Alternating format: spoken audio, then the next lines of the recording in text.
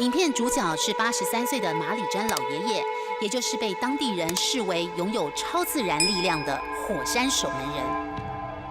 这些火山的守门人，他就是负责人事跟火山之间的沟通。那么他们每天，他们大概它有一个周期，有些是3天啊，有些是每7天。那甚至有些火山是每天，他们要带着五色米。5色米代表不同的，要对火山不同的神明，他要带一些生灵，例如说像鸡，尤其是鸡、鸭，然后是牛，然后把它推到火山口里面。他们这些人就是世世代代负责去抚慰火山。这里的人都相信他有那个超级自然的能力。如果他说不要去避难，虽然那个情况很危险，人们也不愿意去避难。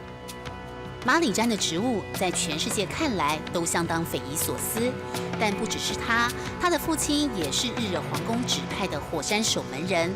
马里詹33年前继承了衣钵，莫拉皮火山附近50万居民的命运就操在他的手上。2006年，莫拉皮火山爆发，火山碎屑流冲入了村庄。马里詹坚持不撤离，说也奇怪，岩浆热云融化了隔壁的村落，他的小屋却安然无恙。原本有名的马里詹更声名大噪了，连肖像都被印在 T 恤上，还接拍能量饮料广告，神秘力量再次被肯定。只是2010年底的世纪大爆发，他的祈祷也不管用了。政府已经那个警告，全部的那个当地人应该那个去避难。可是那个守门人，因为他有那个责任的感觉，他不愿意去避难。他说：“我在这里出生，也要在这里死。即使来这里，然后他们就是来不及了。”马里詹的房屋被火山熔岩摧毁，找到他的尸体时，他还维持祈祷的姿势。住在隔壁的邻居幸运地在最后一刻撤离家园。06年之前，因为那个方向不一样，他们居然就是那个火山口那个冒烟了，他们是觉得就还是觉得很安全。可是如果现在不一样了，如果现在比方说听那个雷声，他就是马上去避难。This is all the volcano in Indonesia. The seismic data for all volcano in Indonesia transmit directly here. 印尼能源部地质所有500人和几百座的监视器与雷达，随时监控各个火山活动，给予民众警告，让每年罹难数字已经从100年前的9万人降到300人。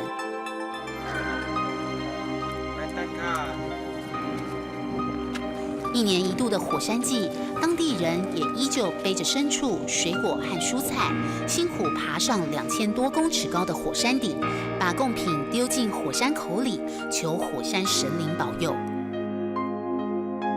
历经一场场大浩劫之后，印尼人对火山的崇拜，还增加了更多对大自然的敬畏。一台砂石车穿梭，工人手中不停地挖。当初被火山碎屑流和岩浆埋掉的村落，现在可是建筑公司和肥料商人眼中的乐土。因为火山灰石是最好的盖屋材料和耕种肥料，逃过一劫的当地年轻人现在找到新的生子。而守门人马里詹的故居，如今也是当地著名的观光景点。沿途卖着火山相关的纪念品，当地人还出租摩托车、吉普车，带着好奇的观光客看看火山肆虐过的土地。泗水附近的婆罗摩火山才刚爆发过，全世界观光客到访的热潮却比火山口喷出的硫磺云还要踊跃。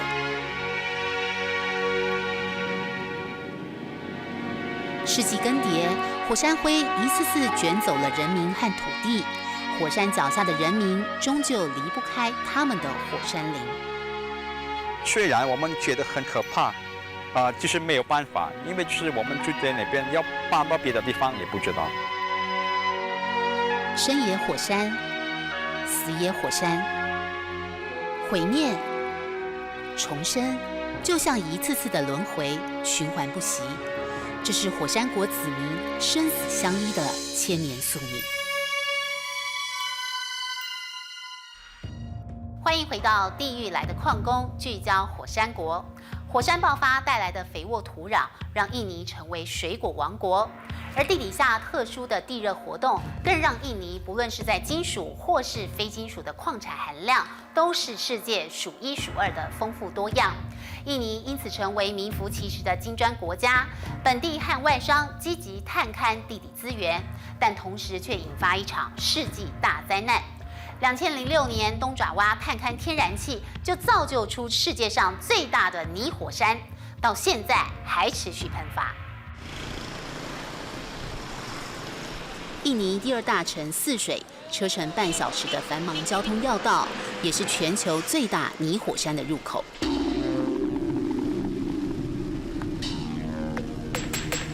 沼气与瓦斯混合的臭味弥漫在空气当中，广大的泥浆覆盖区域，一望无边际。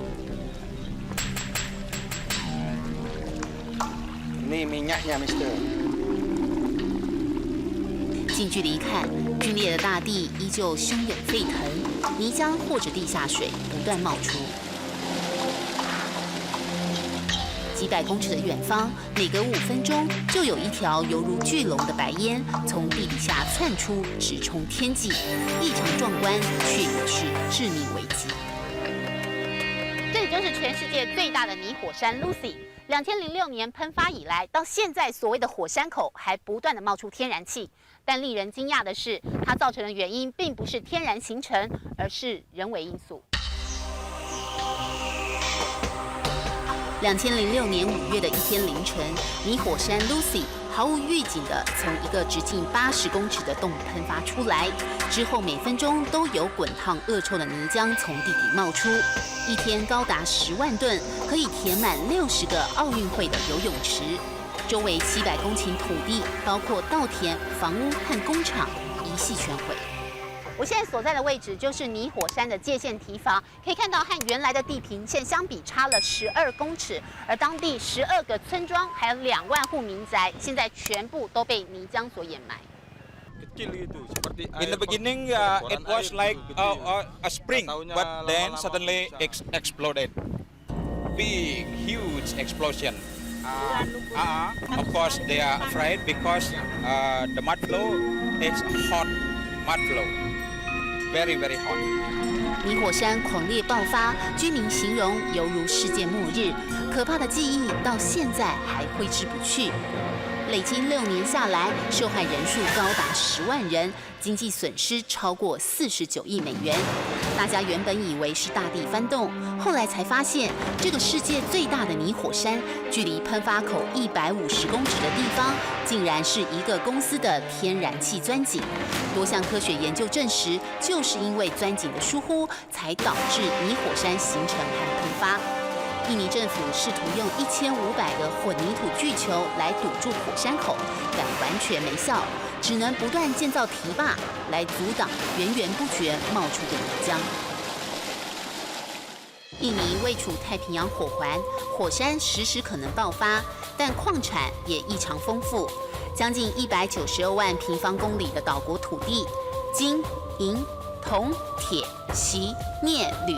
要什么金属就产什么金属，产量惊人，而非金属矿产同样多得不得了，煤炭储量高达580亿吨，是出口大国。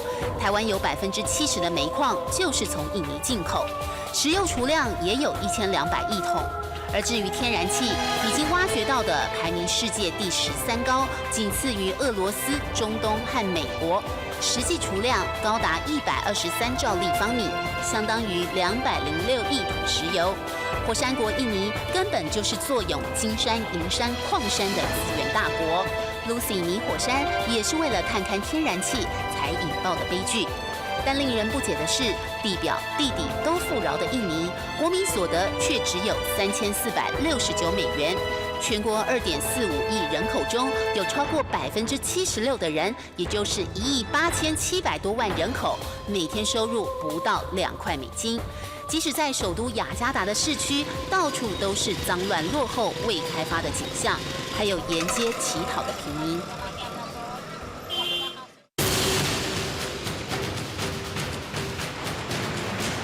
但车程不到10分钟的繁华市区，却又是另一番面貌。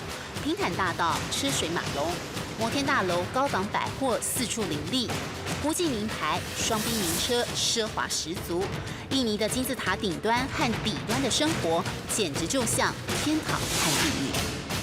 我想，印尼政府你问他，他也会很坦白地告诉你，基本上人谋不臧了，很多特权给了少数的人，所以一般的人民并不能享受到这个他们因为天然资源而应该有的一些这个成果。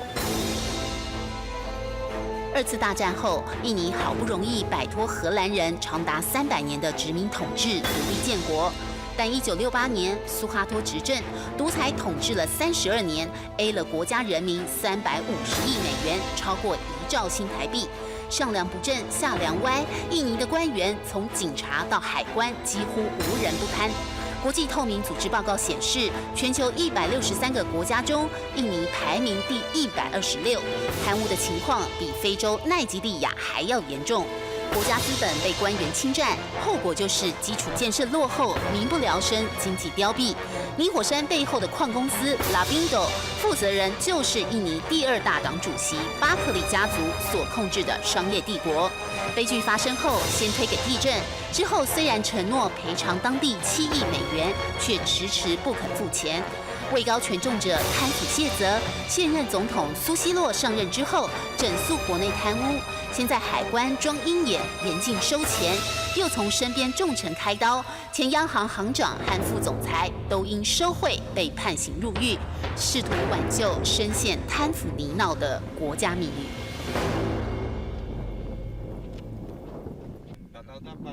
Yesterday was flat like a gulf, but this morning when the local people here came here and then they saw this area, it changes because he swore that the land is unstable, so it moves. 居民担心地表随时变动，就在访问时，火山口再度冒出白烟。而科学家也发现，泥火山周边地层继续下沉，引起的压力可能还会形成166个新喷口，造成更大灾难。When the mud volcano East Java stop, I don't know. But example of mud volcano in Central Java, until now, is already 1,000 years. It not yet stopped. 堤坝上贴满了抗议天然气公司的海报，四周弥漫着瓦斯臭味。家园财产全毁的当地人民拿不到赔偿金，只能靠着灾难财维持生活。Tragedy of the mud flow, broken down the fabric, and then they lost their rice field. That's why most of the local people here now they just get this motorbike to take the visitors to go around. They want to survive. That's why. 丰富矿产上是一群穷途潦倒的人民，远方火山神圣伫立，看着人间这一场自找的悲剧。贪婪和无知，火山国终为自己和地球留下难以抚平的巨大伤口。欢迎回到地狱来的矿工，聚焦火山国。造访世界最多火山的印尼，有惊人发现。天然资源虽然丰沛，但是平均工资1个月却只有113块美元，大约是台币3300，这是泰国的1半，更只有中国大陆的1/3，名列亚洲最低工资。难怪鸿海集团旗下的富士康也预计在未来5年要投资100亿美元，把代工厂逐渐转到印尼。火山国成为外资企业眼中的金砖国，但是当权者贪腐，对应贫穷者极端的被剥削。崇拜自然的火山国子民要迈向真正金砖国家的发展道路上，似乎还有更多绊脚石需要克服。感谢您今天的收看，我是舒梦兰，我们下次再会。